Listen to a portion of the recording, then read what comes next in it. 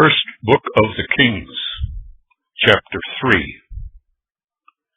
And Solomon allied himself by marriage with Pharaoh, king of Egypt, and took Pharaoh's daughter, and brought her into the city of David, until he had ended building his own house, and the house of Jehovah, and the walls of Jerusalem round about.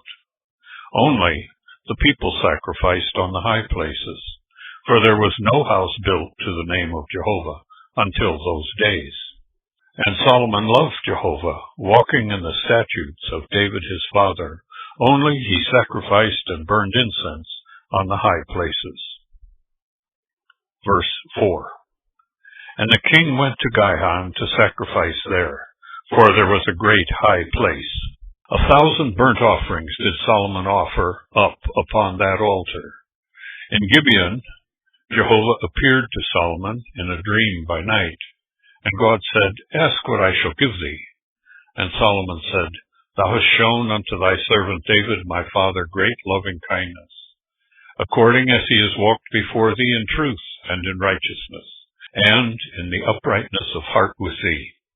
And thou hast kept for him this great loving kindness, that thou hast given him a son who sits upon his throne, as it is this day.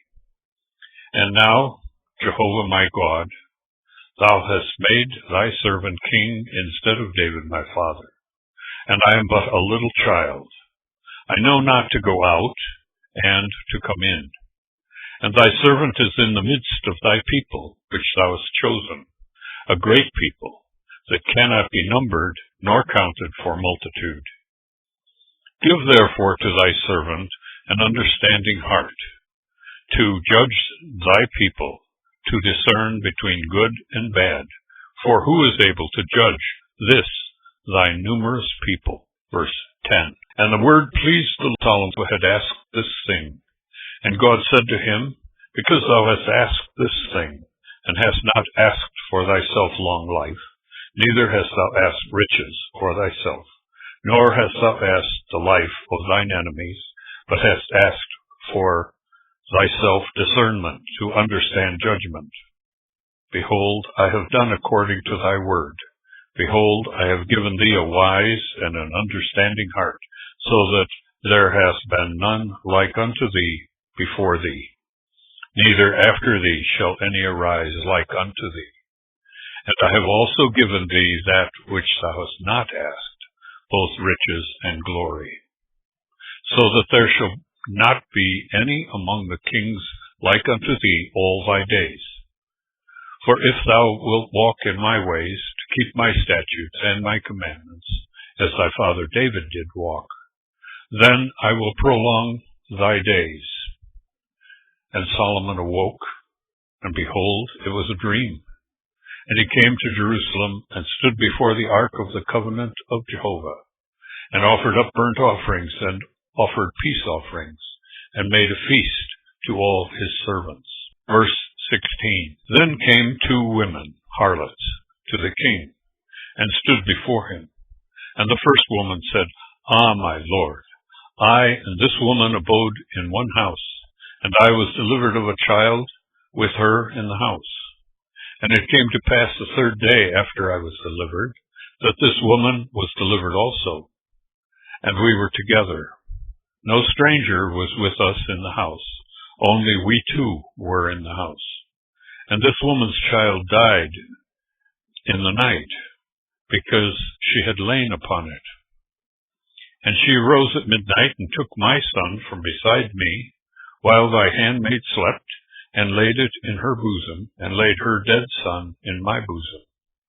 And when I arose in the morning to give my child suck, behold, it was dead. And I considered it in the morning, and behold, it was not my son, whom I bore. And the other woman said, No, for the living is my son, and the dead is thy son. And this one said, No, but the dead is thy son, and the living is my son. Thus they spoke before the king. Then said the king, The one says this. Then said the king, The one says, This that is living is my son, and thy son is the dead. And the other says, No, For thy son is the dead, and my son is the living. And the king said, Bring me a sword. And they brought a sword before the king. And the king said, Divide the living child in two, and give half to the one, and half to the other. Then spoke the woman, whose was the living child, to the king, for her bowels yearned over her son. And she said, Ah, my lord, give her the living child, and in no wise put it to death. But the other said, Let it be neither mine nor thine, divide it. And the king answered and said, Give this one the living child, and in no wise put it to death. She is its mother. And all Israel heard of the judgment which the king had judged, and they feared the king, for they saw that the wisdom of God was in him to do justice.